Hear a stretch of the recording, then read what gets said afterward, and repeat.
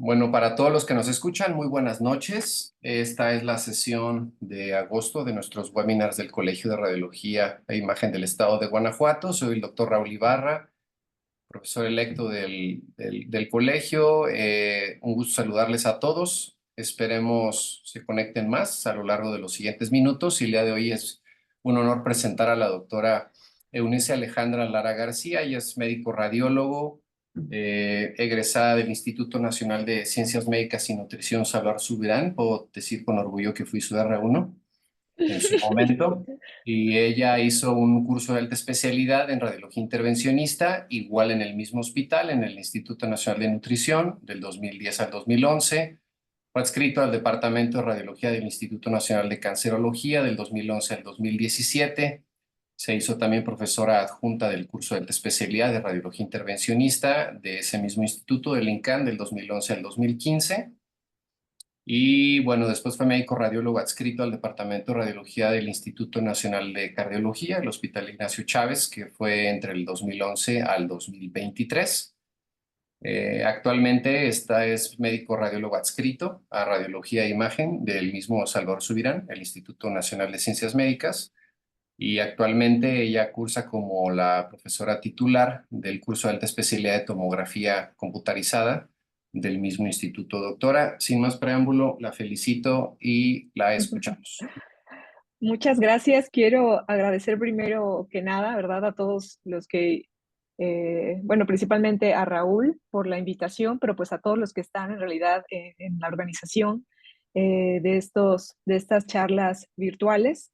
Eh, Les agradezco esta distinción y espero de verdad que la plática les sea de utilidad, bueno, cubra las expectativas de todos los que se han tomado el tiempo para conectarse ahora y pues esté a la altura de las sesiones que este colegio pues tiene a bien realizar regularmente. Entonces, pues sí, vamos a comenzar ya en materia. Vamos a hablar de la tromboembolia pulmonar y al respecto a mí me gusta comenzar esta plática diciendo que la vamos a abordar de esta forma, eh, tratando dos grandes aspectos de la entidad, o bueno, así los he decidido, digamos, clasificar, los aspectos no radiológicos y los radiológicos. Y me gusta también comenzar por los no radiológicos porque salen obviamente de nuestra área de experiencia, de nuestro trabajo rutinario y por lo tanto no es que no lo sepamos o los olvidemos de plano, sino que pues no es algo que tengamos tan fresco siempre, todos los días y que es importante, bueno, la finalidad, ¿verdad? Mi objetivo es que con estas breves diapositivas de estos puntos no radiológicos recordemos por qué es importante que los tengamos en cuenta y cómo cobran relevancia, sobre todo al momento en que nosotros hacemos el reporte radiológico de un protocolo para TEP.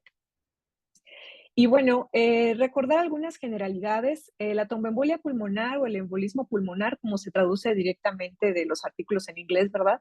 Ambas, la TBP y la TEP, forman parte de la entidad que se conoce como tromboembolismo venoso. Este es el tercer padecimiento cardiovascular más común y se sabe que hasta el 5% de la población va a llegar a presentarlo a lo largo de la vida. La incidencia es un poco más alta en hombres que en mujeres, sin embargo, esto se revierte en dos grandes momentos o en dos grandes grupos etarios, en las personas menores de 45 años y en las mayores de 80 años. En las primeras, pues están relacionados con la exposición hormonal, con los estrógenos y el embarazo, y en los mayores de 80 años con la mayor expectativa que tienen las mujeres con respecto a los hombres. El 50% de los casos de tromboembolismo venoso van a tener asociado un factor de riesgo transitorio. El 20% va a estar relacionado con un padecimiento oncológico y el resto puede ser que no tenga un factor de riesgo asociado o bien sea que no se identifique en realidad este factor de riesgo. Y recordemos cuáles son los factores de riesgo. Estos se dividen en tres grandes grupos. Los de riesgo alto, en donde se encuentran las cirugías principalmente de trauma, sobre todo cirugías mayores como de columna o las cirugías de cadera. En los factores de riesgo moderado, pues encontramos el estado posparto, los padecimientos oncológicos, las trombofilias, el antecedente de tromboembolismo venoso, entre otros. Mientras que en los factores de riesgo bajo, pues están principalmente la inmovilidad, ¿no?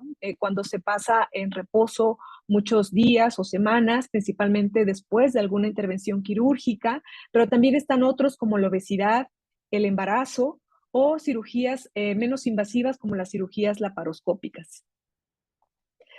Ahora bien, la tromboembolia pulmonar o el embolismo pulmonar se puede definir de una forma muy simplista o muy sencilla como el enclavamiento en la circulación arterial de un émbolo que proviene de cualquier parte del sistema venoso.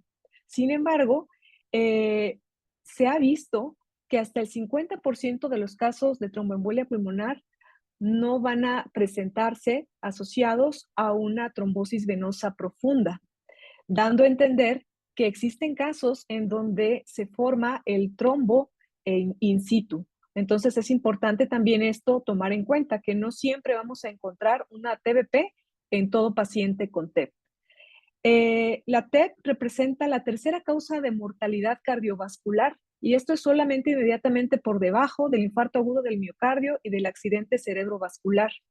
La incidencia anual reportada es de 1 por cada 1,000 personas, pero esto se eleva hasta ser 11.3 por cada 1,000 en las personas mayores de 80 años.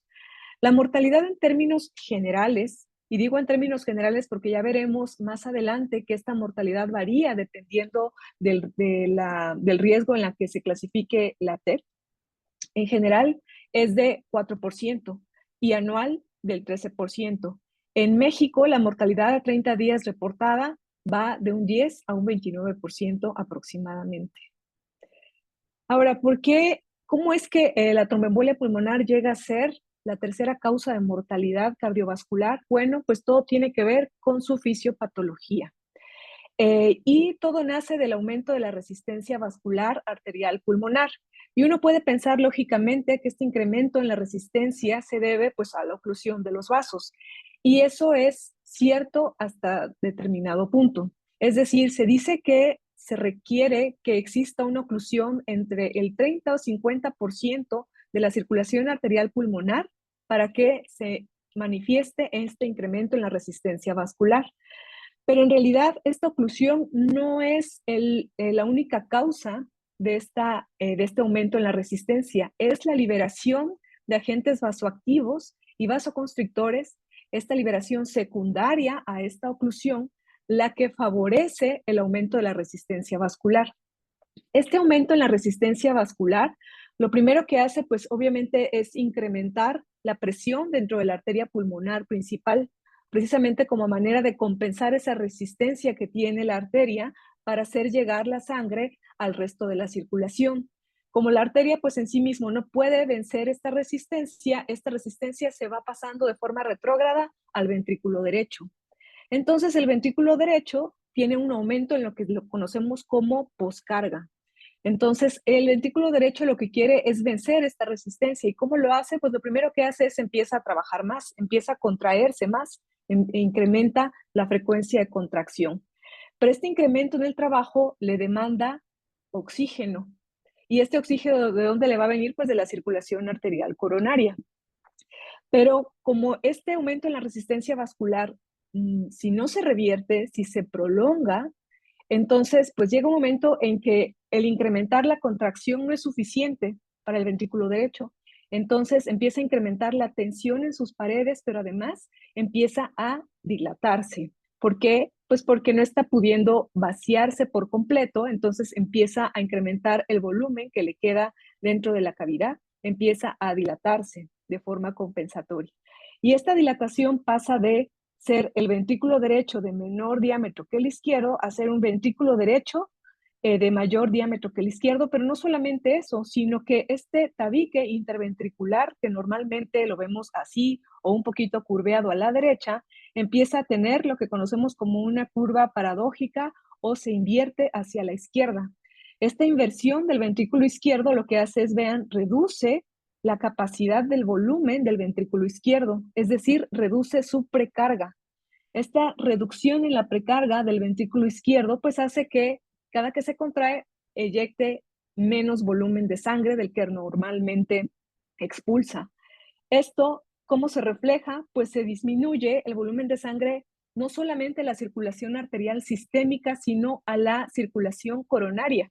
Entonces, un ventrículo derecho que no ha dejado de esforzarse por vencer la resistencia vascular y que tiene una alta demanda de oxígeno, no le llega oxígeno porque está llegando menos flujo a las arterias coronarias. Por lo tanto, está en un estado de hipoperfusión. ¿Y qué sucede en ese estado de hipoperfusión? Pues es un estado que, si se perpetúa, lleva a la isquemia, y la isquemia lleva a un infarto, y el infarto lleva a una necrosis, y entonces esto, aunado a que el gasto cardíaco está reducido por la menor recarga del ventrículo izquierdo, pues lleva a un estado de hipotensión, de choque y a la muerte del paciente. Pero nosotros obviamente no vemos la mayoría de los casos llegar a este punto.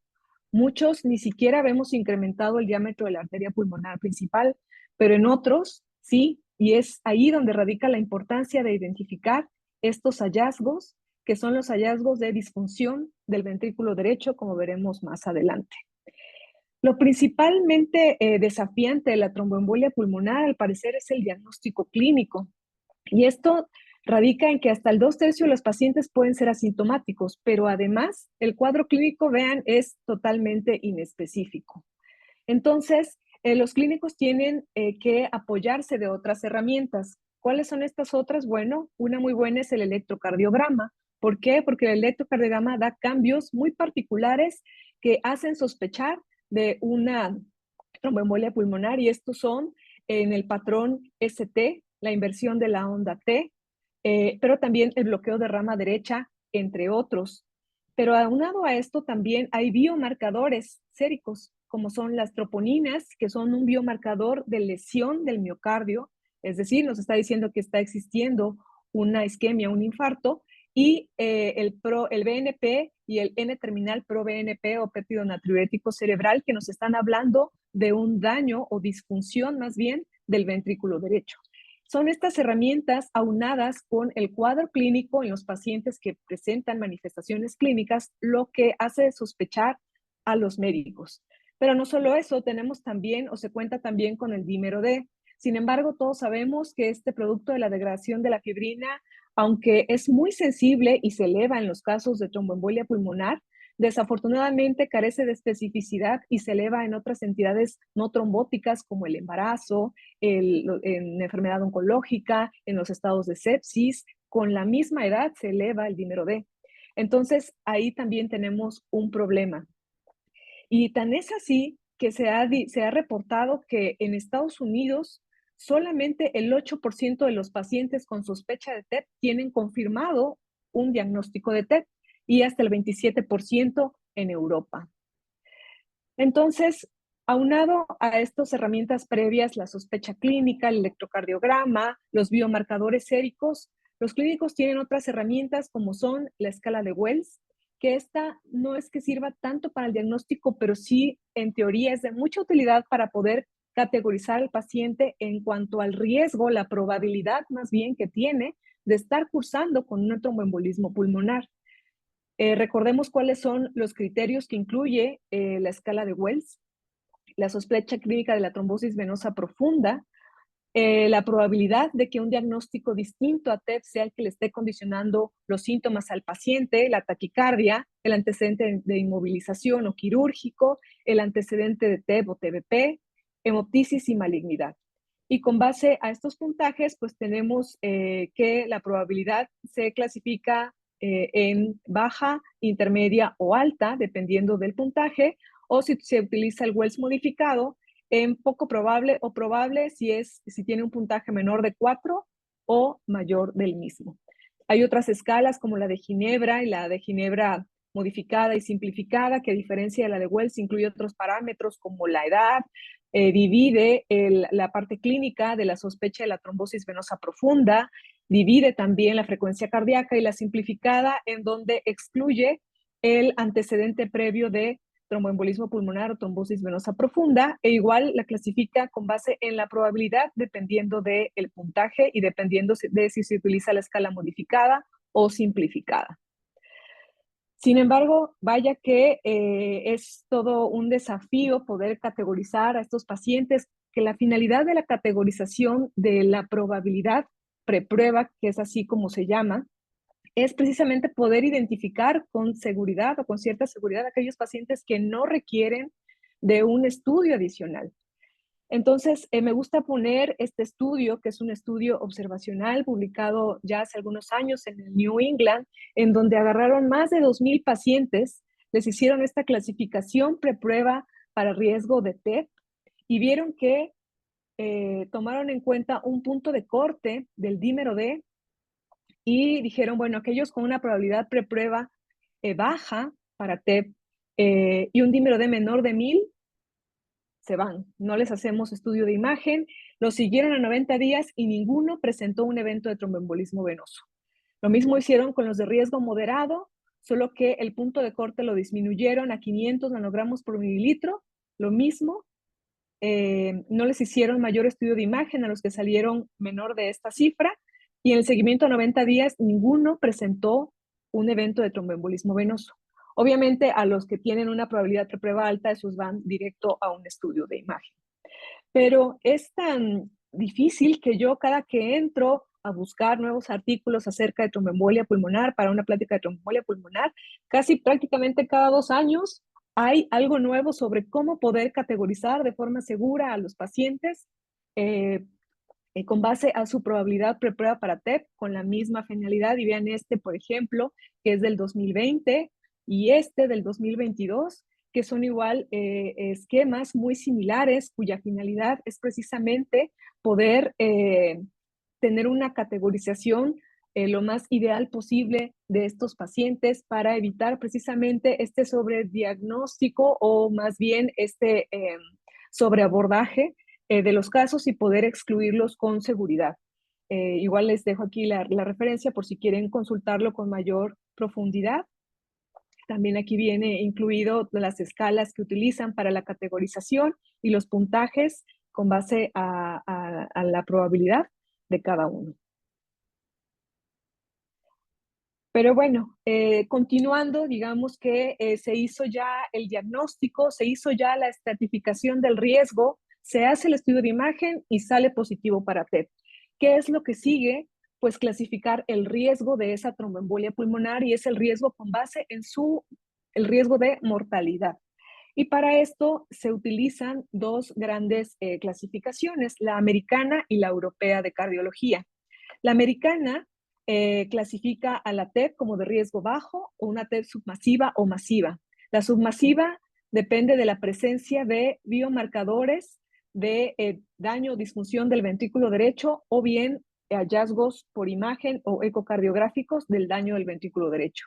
Si cualquiera de las dos está presente o las dos, es una TEP submasiva, y la masiva implica la inestabilidad hemodinámica del paciente. Mientras que la europea la desmenuza un poco más y dice, no, para mí la de riesgo intermedio va a ser de riesgo intermedio bajo y alto, dependiendo de si están presente uno o el otro, o bien los dos. Si están presentes los dos, es un riesgo intermedio alto.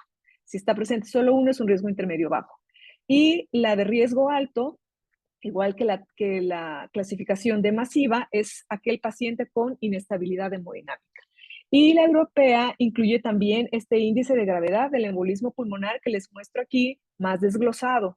Este es importante para, es un pronóstico de mortalidad a 30 días, pero no precisamente relacionada a la TEP, sino una mortalidad a 30 días del paciente con TEP por cualquier causa, en donde la presencia de un puntaje o más se traduce en un riesgo de mortalidad a 30 días del 10%. ¿Por qué es importante clasificarlas con base en el riesgo? Bueno, vean, las TEPs masivas, que representan el 5% de los pacientes hospitalizados y que se definen como una presión sistólica menor de 90 milímetros de mercurio, o una caída de la presión mayor de 40 milímetros por más de 15 minutos, tiene una mortalidad a 30 días de hasta el 65%. La submasiva, por otro lado, va del 30 al 55% y se define como la presión, digamos, sistólica arriba de los 90 milímetros de mercurio, pero existen datos de daño o disfunción del ventrículo derecho, los cuales pueden ser a través de estudios de imagen o de los biomarcadores que les mencioné previamente.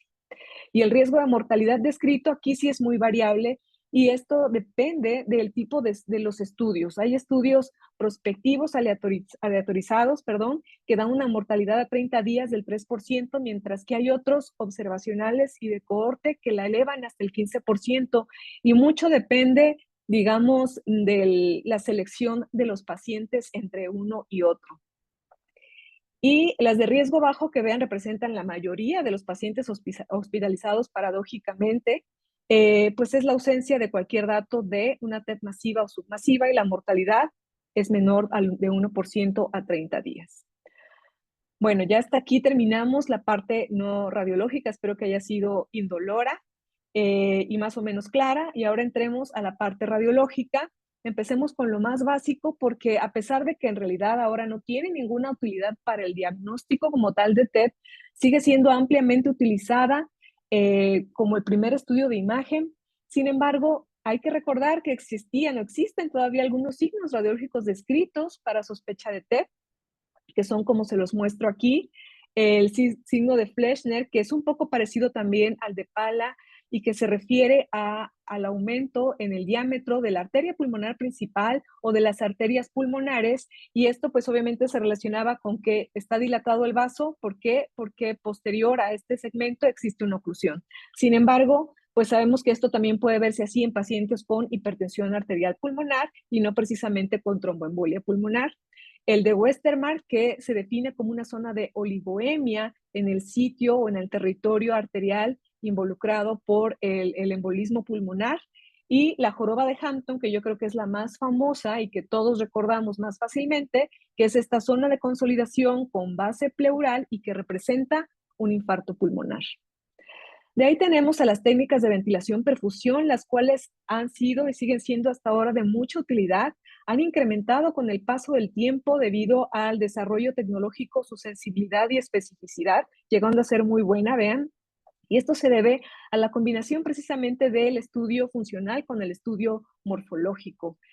Sabemos que se utilizan, bueno, el agente más ampliamente usado son aquellos marcados con tecnesio 99. Sin embargo, también se pueden usar otros gases como el xenón o el kriptón. Tiene la ventaja de que implica menor radiación. Se puede usar en pacientes con contraindicación para el contraste iónico, en pacientes, en mujeres embarazadas, en combinación con una radiografía de tórax y un ultrasonido. En aquellos que por alguna razón no se puede hacer una tomografía, es un estudio de bastante utilidad, cuyo diagnóstico radica en encontrar precisamente esa discordancia o lo que en inglés se llama el mismatch entre un defecto de perfusión y la ausencia del mismo en la ventilación, que nos indica que en realidad pues hay ahí, repito, una zona de perfusión. Esto también ha mejorado en cuanto a la parte del reporte, pues ahora se ha ido asemejando a la manera en cómo uno reporta con la tomografía el hallazgo de TEP como ausente o presente, y la tendencia es como ir dejando un poco atrás el reporte con base a la probabilidad. Y también hay otras formas de hacerlo de una manera, digamos, más simple, más rápida, y una de ellas es hacer solamente la perfusión aunado a una radiografía. Y si la perfusión es negativa, pues se puede obviar con seguridad realizar la parte de la ventilación, sobre todo, bueno, tener una radiografía que también es normal. La resonancia magnética, pues todos sabemos las ventajas que tiene sobre la tomografía, y la principal es el mejor contraste del tejido blando para todo. Sin embargo, en el caso de TEP, tiene otras ventajas como son dar información funcional de la hemodinámica del flujo, que no se puede hacer con la tomografía. Sin embargo, las principales desventajas, pues igual, el tiempo, los costos. No todos los pacientes toleran estar en el resonador. Pero más allá de eso también está la sensibilidad, que vean cómo va disminuyendo dependiendo del territorio afectado por el tromboembolismo pulmonar, aun cuando la especificidad es muy buena. Y aquí solo les quiero mostrar unas imágenes solo para ilustrar que, sí tiene, que tiene un buen rendimiento diagnóstico para la patología, donde se aprecian bien los defectos de llenado, como en las arterias principales o lobares, y también tiene la ventaja de que se pueden adquirir secuencias sin contraste, que eso pues, y que son diagnósticas obviamente, donde se pueden visualizar los defectos de llenado, a diferencia de una tomografía computada. La angiografía pulmonar no tiene tampoco ningún papel diagnóstico, lo tuvo quizá hace varios años, sin embargo ahora está limitada solamente para el tratamiento en algunos casos de tromboembolismo pulmonar. Eh, en aquellos en donde persisten con inestabilidad hemodinámica a pesar del manejo, en aquellos en los que no se les puede dar una terapia sistémica, entre otros, son candidatos a entrar a las arterias pulmonares, infiltrar, inyectar el trombolítico de manera directa para disminuir los riesgos de complicaciones de sangrado, principalmente secundarios al trombolítico, o bien se hacen trombectomías o se aspira el trombo.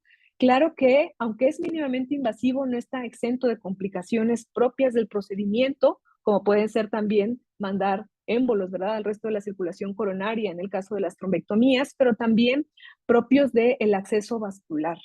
Vean cómo la mortalidad reportada y la morbilidad, pues si bien no es alta, tampoco es nula. Entonces, para el papel diagnóstico en realidad tampoco tiene cabida. Entonces entramos al estudio de elección, ¿verdad? El rey de la tromboembolia pulmonar es la tomografía computarizada, por todo lo que sabemos del método en sí mismo, que es rápido, que es altamente disponible, que es bien tolerable, etc. Sin embargo, hay algo interesante, y esto también me gusta dejarlo porque, a pesar de que vean la referencia ya es muy vieja, y si se hicieron un estudio de aproximadamente 10 años, precisamente para ver qué tan buen rendimiento diagnóstico tenía la tomografía computada para TEP, y vean cómo a lo largo de los años los diagnósticos de tromboembolia pulmonar se elevaron exponencialmente con el uso de la tomografía. Sin embargo, vean el impacto a la mortalidad por tromboembolismo pulmonar, prácticamente se modificó nada. ¿Eso qué significa? Que estamos reportando muchas tromboembolias pulmonares que no tienen ninguna repercusión clínica. Es decir, ¿será que acaso el método es demasiado bueno? O sea, es demasiado que llega a ser no tan bueno. Y me refiero a que mucho de lo que sucede, seamos realistas, en la práctica clínica, es que no existe realmente esta estratificación del riesgo del paciente, esta probabilidad preprueba. La mayor parte de las veces, y sobre todo en hospitales con mucho volumen de pacientes, la mayor parte en realidad ni siquiera les hacen esta categorización del riesgo, y de forma indiscriminada hasta cierto punto llegamos a hacer muchas tomografías, empezamos a diagnosticar muchos defectos subsegmentarios que pueden no tener realmente ningún impacto para el paciente, o ni siquiera llegan a manejarse. ¿Cuál es el objetivo de la tomografía? Ser un estudio bueno, diagnóstico rápido, con la menor cantidad de contraste, con la menor radiación posible. Ajá. Aquí les pongo un protocolo muy estándar, muy generalizado. Cada institución tiene su propio protocolo de adquisición. Obviamente, con los nuevos tomógrafos, mientras más multicorte, multidetectores sean, van requiriendo caudales un poco más altos. En realidad, los caudales descritos están por arriba de 4.5. Medio de contraste, términos generales, podría ser entre 60 o 100. Sin embargo, también sabemos que esto muchas veces está realizado con base también en el peso del paciente, o algunos solamente es fijo, eso también varía. La apnea corta, aquí es nada más importante recordar que la apnea tiene que ser, pues sí, una apnea que sea eso, y que no lleve al paciente a realizar una inspiración tan profunda que le cree valsalva, porque al hacer la valsalva incrementamos la presión intratorácica, y eso hace que no pueda avanzar bien el contraste de la cava hacia las cavidades derechas y la arteria pulmonar. Entonces no hay que también forzar al paciente a realizar un estado de valsalva, porque entonces vamos a tener un estudio no diagnóstico. Y la adquisición generalmente recomendada es que sea de abajo hacia arriba, con la finalidad de poder adquirir bien opacificadas las arterias más distales. Bueno, las nuevas tecnologías ya también Esto yo creo que ya muchos de ustedes lo saben. Tiene las ventajas de que puedes modular la dosis, disminuyes la radiación, puedes tener softwares de reconstrucción iterativa que mejoran la calidad de la imagen al quitarle ruido. Hay tomografía espectral, no vamos a entrar en los detalles de cómo cada tipo de tomógrafo, según la marca, realiza esta energía dual o espectral. Y vayamos a lo relevante para nosotros como radiólogos, poder diferenciar entre una TEP aguda y una crónica. Hay que recordar que en una trombosis aguda, el defecto llenado va a ser generalmente central. Lo definen los gringos como una pastilla de menta, ¿no? O sea, el defecto central rodeado de medio de contraste. Obviamente no siempre, esto es cuando uno ve la imagen en axial o en el eje perpendicular al eje largo del vaso. Cuando uno lo ve en paralelo al eje largo, pues se va a ver más bien como una vía de tren. También, bueno, el defecto puede ser completo, ¿no? Puede tapar por completo el vaso y entonces, pues prácticamente solo vamos a ver el defecto, pero cuando es así, generalmente el vaso tiene un calibre incrementado. Y otra forma de ver una TEP aguda es el defecto cabalgado, ¿no? Que está montado sobre la arteria pulmonar principal yendo de la rama derecha a la izquierda. Y otros datos indirectos auxiliares, el principal es el infarto pulmonar.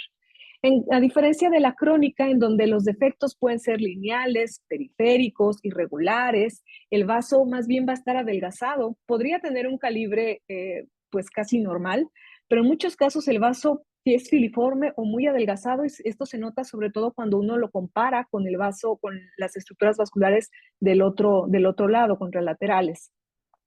Se definen estos defectos como bandas o redes, y otros auxiliares, pues es la circulación colateral de las arterias bronquiales generalmente. En los casos de una TEP crónica, también pues ya generalmente está dilatada la arteria pulmonar.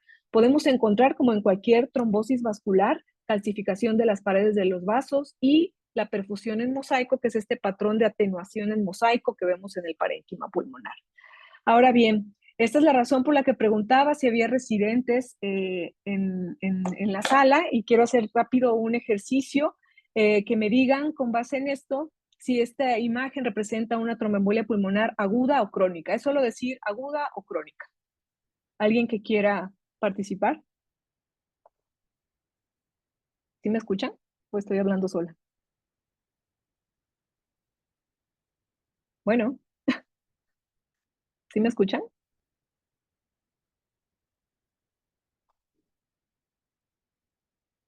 ¿Alguien? ¿Hay alguien ahí? Hola, buenas noches. ¿Pueden desbloquear Hola. sus micrófonos? Ya está habilitado para que desbloqueen sus micrófonos. Buenas noches, doctora. Es aguda. Perfecto. ¿Y esta? ¿Alguien más? ¿Cómo vemos el defecto? ¿Aguda, doctora? No, bueno, aquí vemos como en la imagen axial el defecto pues se ve esencialmente más hacia la periferia del vaso. Cuando lo vemos en una reconstrucción coronal, igual vemos cómo se pega más a la pared del vaso, es más irregular, y aquí tiene como esta forma lineal, como de red. Esta es una TEP crónica. Ok, seguimos. ¿Y esta? Aguda. No. Vean Crónica. cómo aquí, ajá, aquí pues este paciente seguramente tiene adicionalmente hipertensión pulmonar porque está dilatada la arteria pulmonar derecha, y vemos como el defecto está periférico, muy periférico a la luz del vaso. Vean en esta reconstrucción en sagital y aquí en axial. Prácticamente está adosado a las paredes del vaso y vemos algunas calcificaciones puntiformes. Estos son datos de una TEP crónica.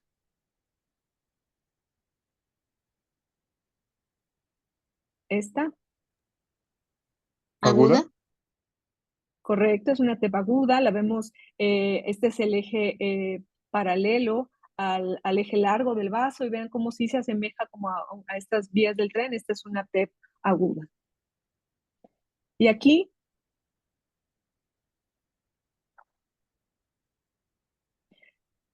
Crónica. eh, Bueno, uno sí, la verdad es que sí podría pensar uno que es una TEP crónica porque a pesar de que no se ve opacificados estos vasos que son subsegmentarios y se ven pequeños, pero hay algo aquí a donde llegan estos vasos que es periférico y de base pleural y que es un hallazgo auxiliar en las TEPs agudas y me refiero a un infarto pulmonar. Ujú. Y aquí, Crónica. Aguda. bueno, es una TEP aguda, ¿por qué? Porque está ocluyendo prácticamente la totalidad del vaso. Es un vaso que, pues sí, esencialmente, pues no está adelgazado, más bien tiene un calibre conservado, tiene una oclusión completa, es una TEP aguda. ¿Y esta?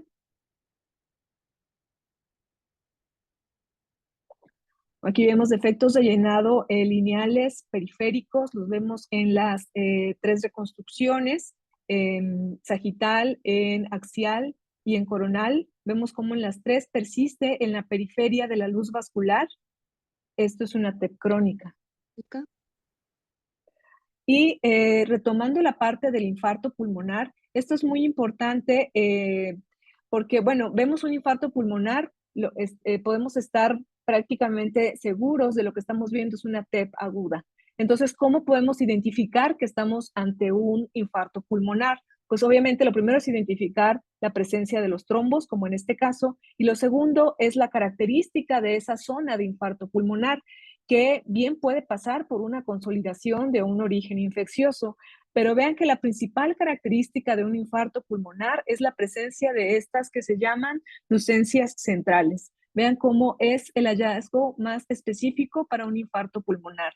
Entonces, nosotros vemos TEP, o sea, un TEP positivo, y vemos una zona como esta, podemos estar seguros de que estamos ante una TEP aguda y que esto, siempre y cuando obviamente corresponda al territorio del vaso ocluido, va a ser un infarto pulmonar.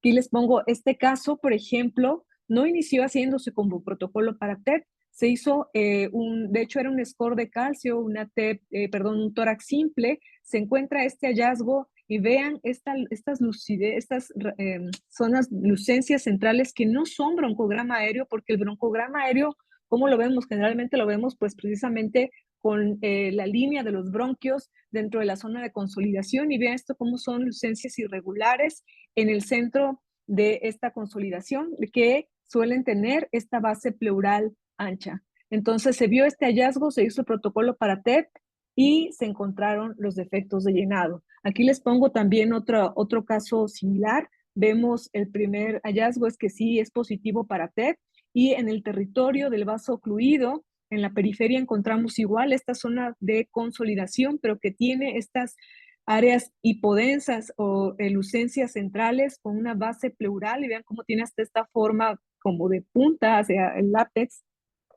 hacia la periferia. Esto es una zona de infarto pulmonar, es una TEP aguda. Y aquí les pongo otro caso, igual vean este defecto de llenado lineal pero central al eje del vaso. Aquí este mismo caso con otros defectos de llenado en arterias más distales y vean cómo aquí en la periferia, justo llegándole la parte más distal de la arteria subsegmentaria, que es lo que se conoce como un vaso nutricio, llega al ápex de esta pirámide, bueno, de esta consolidación de base pleural, y las lucencias centrales, estamos ante una TEP aguda y esto, sin duda, es un infarto pulmonar. De ahí, bueno, la energía dual sabemos que da un plus y esto es los mapas de yodo que en la actualidad se usan como un reflejo, como un sustituto de la perfusión pulmonar, aunque no es una perfusión pura como tal, pero permite cuantificar la concentración de yodo en el parénquima pulmonar. Otra de las ventajas de la energía dual es las imágenes en monoenergía, es decir, se disminuye la energía del estudio y esto se llega a un nivel que es similar al de la última capa de electrones del yodo, entonces hace que el yodo brille más. Y esto es de mucha utilidad en estudios subdiagnósticos, recordar que la opacificación óptima para un estudio protocolo para TEP es al menos se dice que entre 225 o 250, algunos dicen que hasta 300 unidades Hounsfield. Y bien, en este caso, por ejemplo, de 165 unidades Hounsfield, con la energía dual llegó a 496. Los mapas de yodo, como les mencionaba, nos sirven para ver la distribución del yodo en el parénquima y poder identificar en los casos de TEP si existen zonas de hipoperfusión que se correspondan con los defectos de llenado, como les muestro también en este caso, que esta es una zona de infarto que ya está en involución, pero este paciente sigue teniendo defectos de llenado agudos, y vean cómo en los mapas de yodo esas áreas se corresponden con las zonas más oscuras, es decir, donde hay menor concentración de yodo en el parénquima pulmonar, que eso es un reflejo de la perfusión. Vean este defecto, es un defecto de perfusión, aunque recordemos, como insisto, no es una perfusión verdadera. Pero bueno, muchos estudios le han querido dar mucha relevancia a estos mapas de yodo, equiparando esos defectos de perfusión, como los defectos de perfusión del estudio de ventilación-perfusión, e incluso hay algunos que dicen que podrían llegar a tener un papel pronóstico en los pacientes con TEP. Esto de la cuantificación de trombos es algo que se hizo, algunos lo siguen haciendo, en realidad carece de un valor pronóstico e incluso es poco práctico realizarlo de forma rutinaria. Lo que es importante es identificar los trombos en arterias pulmonares principales y centrales, porque eso sí se correlaciona con la disfunción del ventrículo derecho y la mortalidad a 30 días o el deterioro clínico. ¿Qué es también importante? En todo paciente con un protocolo para TEP positivo para TEP, medir la relación ventrículo derecho, ventrículo izquierdo de esta forma. Es el diámetro mayor en imágenes en axial, tanto el ventrículo derecho a nivel del plano valvular, de la válvula tricúspide, y del ventrículo izquierdo de la válvula mitral, y se divide este diámetro entre y la relación mayor de 1 en imágenes en axiales es un dato indirecto de disfunción del ventrículo derecho, y esto se puede hacer de forma rutinaria en una adquisición normal en axial. Y como vimos, como dato de disfunción del ventrículo derecho, es algo que nos está diciendo que este paciente puede estar en una TEP submasiva, aunque no podemos decir nosotros por imagen que es una TEP submasiva, pero podemos reportar este dato de disfunción que se relaciona con la mortalidad. ¿Qué otra cosa? Vean lo que les mencionaba al principio, el aplanamiento o la curva paradójica del ventrículo del septo interventricular hacia la izquierda, que es un dato de disfunción del ventrículo derecho, como lo vimos en la fisiopatología. ¿Y qué otros hallazgos? Todos los hallazgos que encontremos positivos en el protocolo para TEP hay que reportarlos. Entonces yo siempre les insisto, no solamente es ver las arterias pulmonares, es ver también el resto del estudio, y eso incluye sobre todo al corazón, como en este caso, por ejemplo, que no solo tiene TEP, sino que tiene un trombo en el ventrículo izquierdo o en la aurícula derecha o en el ventrículo derecho, además del derrame pleural, obviamente. Pero aquellos pacientes que sean negativos para TEP, podemos encontrar hallazgos que puedan justificar sus síntomas. Por ejemplo, engrosamiento y reforzamiento del pericardio de un posible origen inflamatorio. Por ejemplo, defectos en el septo interauricular, que estos hallazgos pueden o no ser conocidos por el clínico, por el mismo paciente, y pueden tener relevancia. O en este caso, que vemos adelgazada la pared del ventrículo izquierdo y algunas calcificaciones, es un paciente que ha sufrido previamente un infarto al miocardio. El ultrasonido obviamente es muy bueno para el diagnóstico de trombosis venosa profunda. Vean la sensibilidad y especificidad solo con la compresión, pero en aquel paciente con sospecha de TEP, si hay sospecha clínica de trombosis venosa profunda, pues lo más recomendable es hacerle también las extremidades inferiores en una fase venosa, porque nos permite también ver los segmentos más proximales que no alcanzamos a visualizar en el ultrasonido, y tiene una muy buena sensibilidad y especificidad. Entonces, ante un paciente con sospecha de TEP y trombosis venosa profunda, lo recomendable es hacer extremidades inferiores. Adquirirlas en un tiempo entre los 3 y 5 minutos posterior a la inyección de contraste, no antes de los 3 minutos, y se puede adquirir hasta la región de los acetábulos, o a algunos les gusta adquirir también hasta la confluencia de las venas ilíacas, está también perfecto.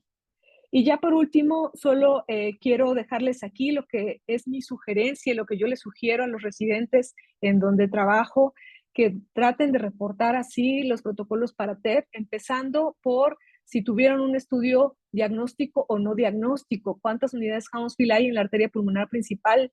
Se dice que hasta con 93 unidades Hounsfield uno puede hacer un diagnóstico, siempre obviamente que exista el trombo, ¿verdad? Se puede visualizar bien, incluso con 100 unidades Hounsfield y sobre todo en las arterias proximales, en las ramas principales. Entonces, el estudio es diagnóstico o no. Y de ahí, si hay hallazgos positivos, ¿dónde están?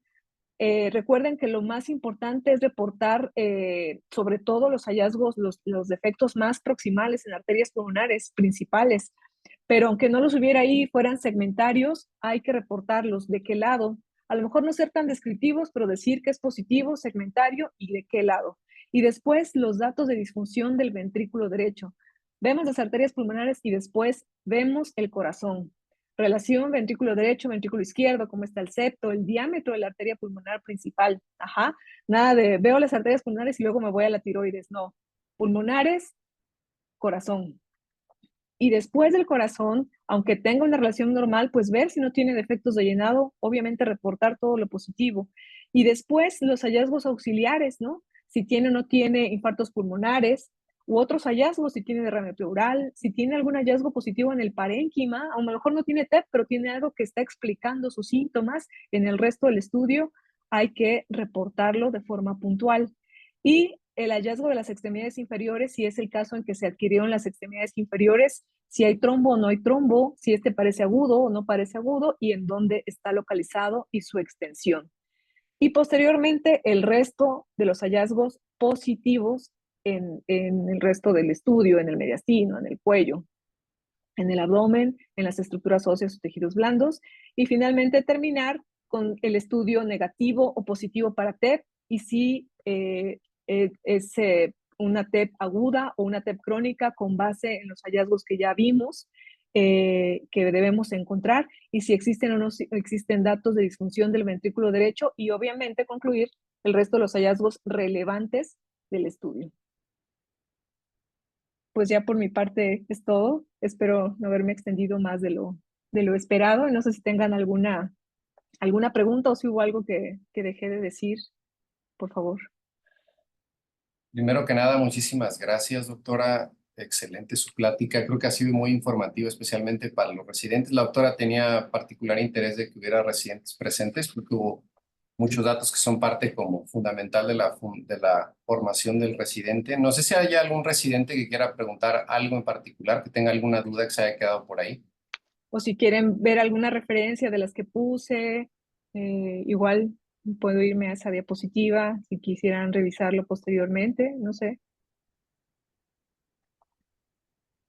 A mí me gustaría aprovechar en lo que los residentes tengan alguna pregunta, aclararles, doctora, respecto al field of view, o sea, qué tan grande o qué tan pequeño debe de ser, en el sentido de que la importancia clínica de la TEP va en relación a si es masiva o no, si tiene afecciones de las ramas principales o no, más que la sobrediagnosticación de lo que son las tromboembolias ya muy lejanas, muy pequeñas, que no son clínicamente significativas.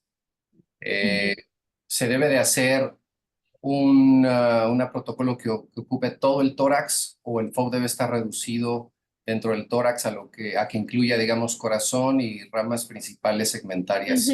Sí, Solamente. Esto con el objetivo de reducir el tiempo, maximizar sí, el claro. contraste. No sé Sí, si sí. algo que pueda mencionar al respecto para los residentes. Sí, la verdad es que lo habitual y lo que uno encuentra regularmente, pues es que sea prácticamente todo el tórax. Algunos sí sugieren que se pueden obviar las bases pulmonares, sobre todo igual, ¿no? O sea, si no quieres tener como esta radiación excesiva, sobre todo en mujeres embarazadas o pacientes jóvenes. Y sí, o sea, yo estoy de acuerdo en la parte de los subsegmentarios, sigue siendo hasta ahora muy controversial. Pero un poco el problema también es que eso va a variar dependiendo de cada institución. Por ejemplo, en mi caso, em, como que tienen también como que cierta insistencia en que uno reporte los defectos subsegmentarios.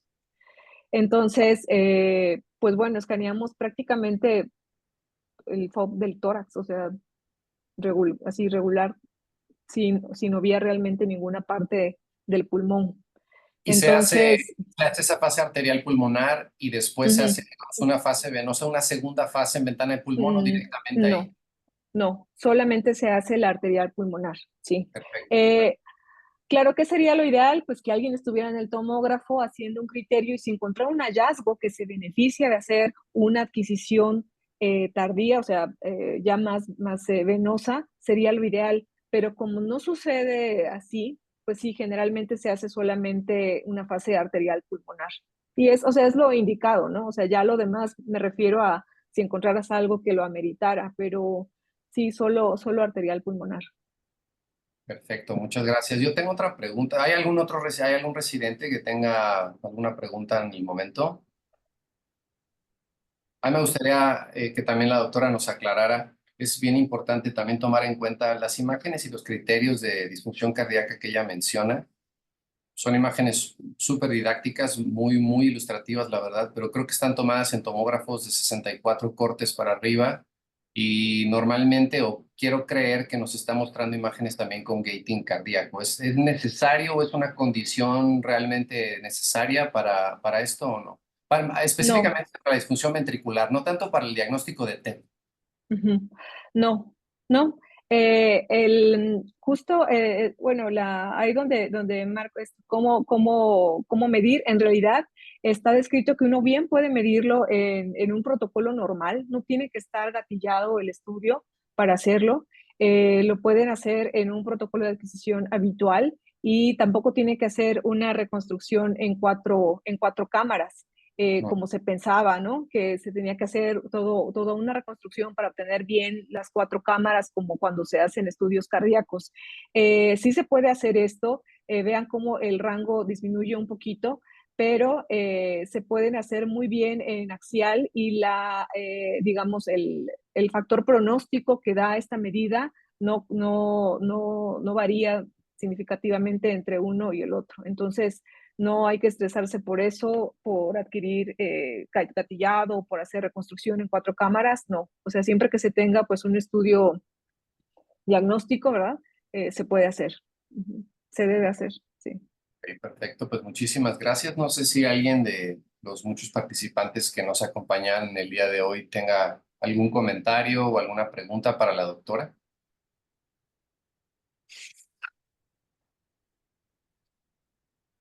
Está escribiendo aquí la doctora Alicia Montañez. ¿Puede poner su micrófono, doctora, si gusta? Ella nos está preguntando si para la relación ventricular, si medimos por debajo de la válvula AB o no, mitral tricuspidia.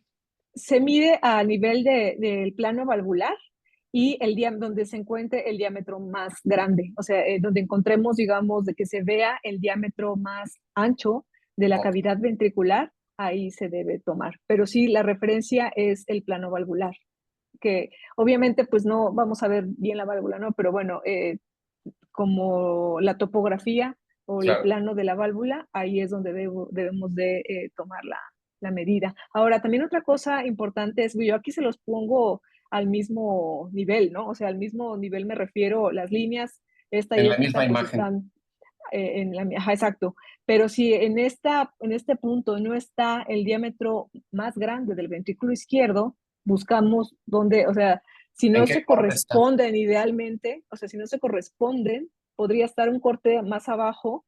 Entonces, en ese corte más abajo se toma la medida, aunque no sea justo el mismo corte del ventrículo derecho. No sé si me expliqué. Sí, claro, si no están en el mismo Ujú. plano, irnos cortes más arriba o más abajo y tomar el Un corte más, ventrículo en el ajá, corte donde corresponde el diámetro mayor. ajá. Digo, lo más probable es que habitualmente coincidan, pero si estuviera uno más abajo o uno más arriba, pues ahí se toma la medida, siempre que corresponda más o menos el nivel de la plano valvular. Ujú.